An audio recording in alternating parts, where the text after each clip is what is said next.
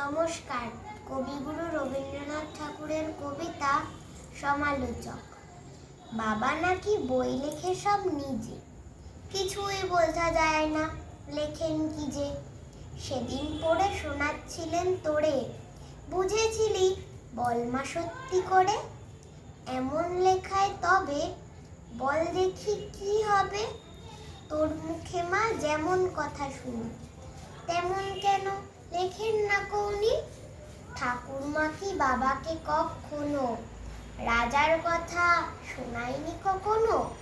সেসব কথাগুলি গেছেন বুঝি ভুলি। স্নান করতে বেলা হলো দেখে, তুমি কেবল মা যাও গো ডেকে ডেকে।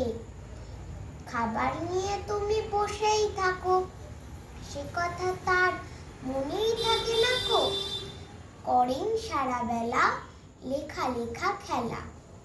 বাবার ঘরে আমি খেলতে গেলে তুমি আমায় বলো দুষ্টু ছেলে। বকো আমায় গোল করলে পরে, দেখছিস নে লিখছে বাবা ঘরে। বল তো সত্যি বল, লিখে কি হয় ফল? আমি যখন বাবার খাতা টেনে লিখি বসে দোয়াত কলম এনে। ক, খ, গ, ঘ, ঙ, হ, য, ব, র। আমার বেলা কেন মা রাগ করো?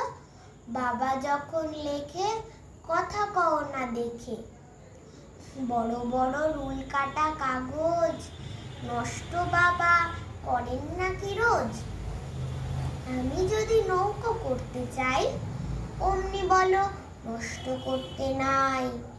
সাদা কাগজ কালো করলে বুঝি ভালো? নমস্কার।